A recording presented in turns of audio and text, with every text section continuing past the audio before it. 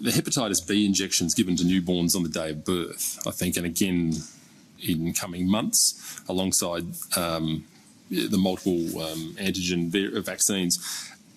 Is there someone here who can tell me the rationale for newborn babies having a vaccine for a disease which is largely in the domain of intravenous drug users and prostitutes? Okay, so you've thrown. I'll throw to Professor Kidd perhaps to provide something after I do comment. I think it's and obviously again there has been a significant amount of focus. I don't necessarily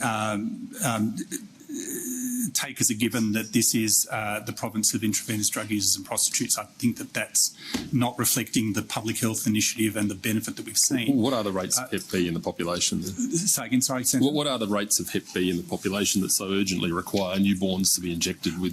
Well, I'm not necessarily in a position to provide that, but what I would say is that there are. Sorry, I think Professor Kidd is indicating he yes, might be able to help us here. Just briefly, Senator, people who are infected with hepatitis B, of chronic hepatitis B, can transmit the disease, and so that is a risk of transmission from the mother. So what are the rates of Hep B in the community then? Now, given that we give this to every newborn baby, what are the rates of Hep B in the community then? I've checked that on notice. Well, much luck today. Yeah, I would highlight, Senator, if I may, that there has been a profound and clear decrease in the identification of the disease sequelae of hepatitis B, and these include lifelong and debilitating conditions such as cirrhosis and hepatocellular cancer, and they are clearly related to the introduction and the maintenance of neonatal immunisation for hepatitis B.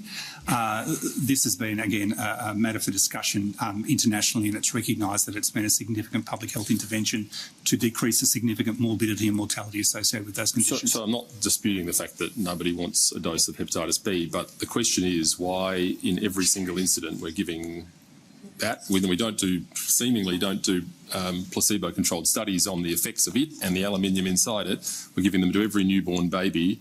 I mean, the rates must be something in the order of 0.5% of the population, something, whatever it is, whether it's 2, whether it's 1. The rationale for giving every baby that at birth is I would love to know the answer to that.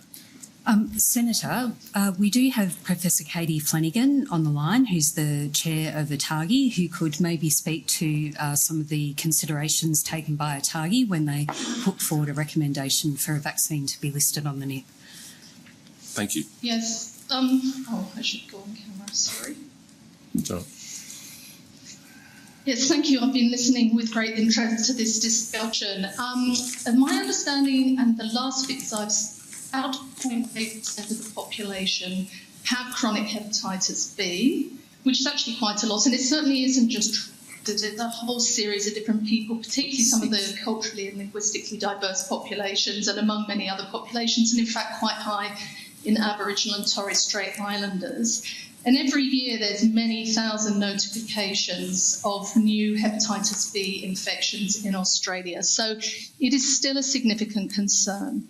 Now, giving the vaccine to a newborn baby, it's the perfect time to capture a baby and start protecting. It will protect against congenital transmission if the mother is infected and it wasn't known to be. And in fact, about 1/3 of people in Australia who have chronic hepatitis B don't actually know they've got it.